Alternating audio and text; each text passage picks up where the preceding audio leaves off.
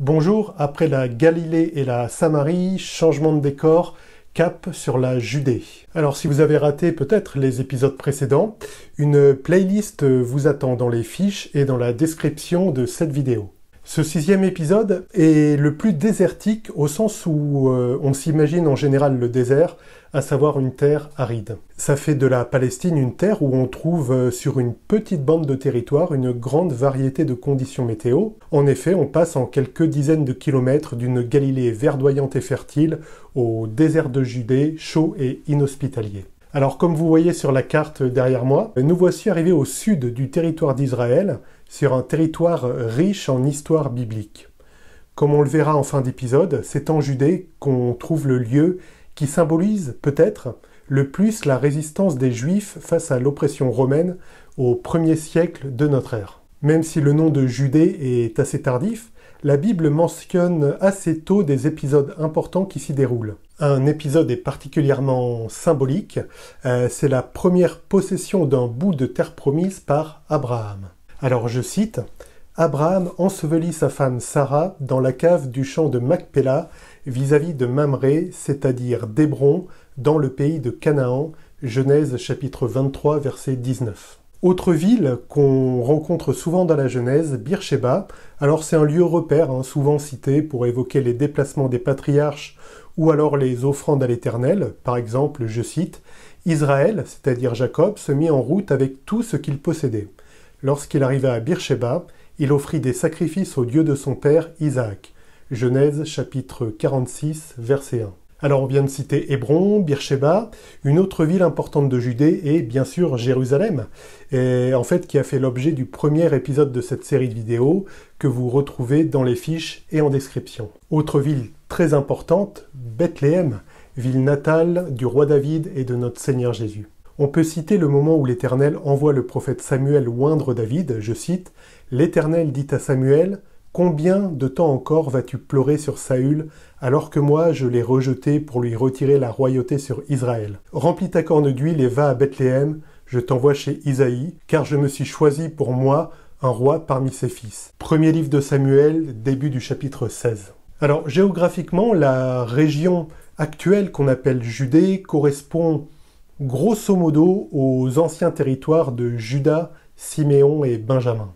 Alors, je ne rentre pas dans le débat explosif qui est de savoir si on peut considérer que la bande de Gaza appartient ou pas à la Judée. Alors, petit à petit, on parle plus volontiers des Judéens que des Juifs.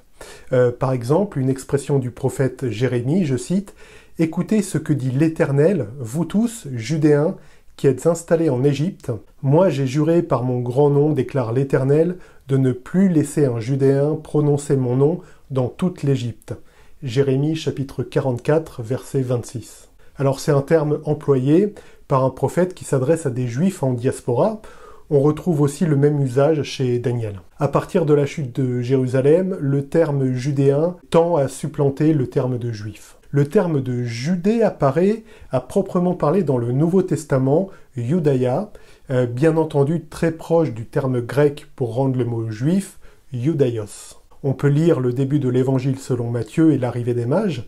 Je cite, « Jésus était né à Bethléem en Judée, sous le règne du roi Hérode. Or, des mages venant de l'Orient arrivèrent à Jérusalem. » Alors, la distinction officielle administrative de Judée remonte plutôt à la période intertestamentaire. Suite à la révolte des Maccabées, s'est formé dans la région un royaume judéen indépendant, gouverné par des prêtres hasmonéens. Si vous souhaitez plus d'informations sur cette période importante, qui précède de peu d'ailleurs le ministère public de Jésus, je vous invite dans les fiches en description où vous retrouverez un épisode de In Principio sur la Palestine qui évoque en partie ce sujet. Alors, après la conquête romaine de la Palestine en 63 avant notre ère sous la direction du général Pompée, la région s'organise peu à peu avec deux districts distincts, la Galilée et la Judée. On voit dans les évangiles que le jugement de tel ou tel acte, soit par Ponce Pilate, soit par Hérode, dépend du lieu supposé du méfait. On peut évoquer la responsabilité pour le procès de Jésus, je cite, Apprenant qu'il relevait bien de la juridiction d'Hérode, il l'envoya à ce dernier qui, justement, se trouvait lui aussi à Jérusalem durant ces jours-là. Luc chapitre 23 verset 7.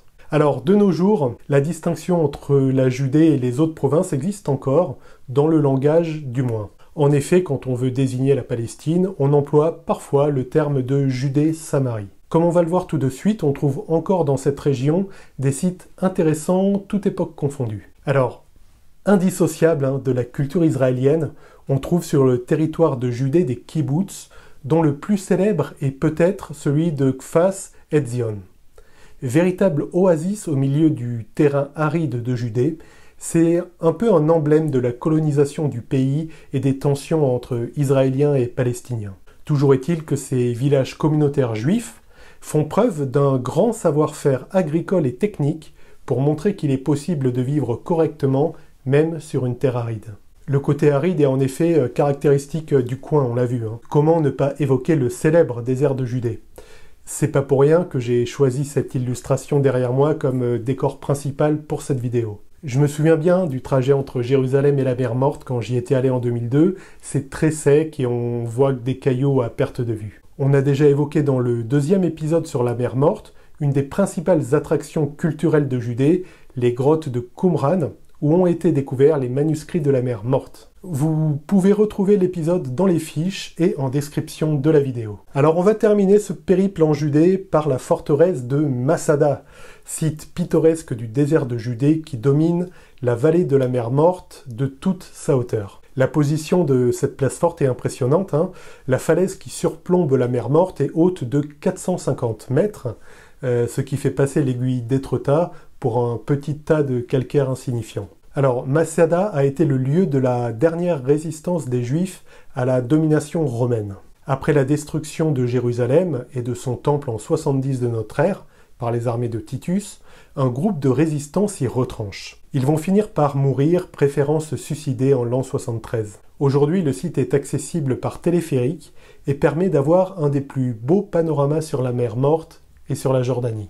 Voilà, c'est ici que je vous laisse. J'espère que vous avez apprécié ce petit tour en Judée. La semaine prochaine, on va s'intéresser à des zones peut-être un peu moins connues, aux terres qui se trouvent à l'est du Jourdain. C'est moins connu, mais comme vous verrez, il y a pas mal de choses à y découvrir. Voilà, il me reste à vous dire à bientôt. N'oubliez pas, si ce n'est déjà fait, de vous abonner, de liker, enfin, vous connaissez ça par cœur. Je vous dis une très bonne semaine, soyez bénis et à bientôt. Ciao.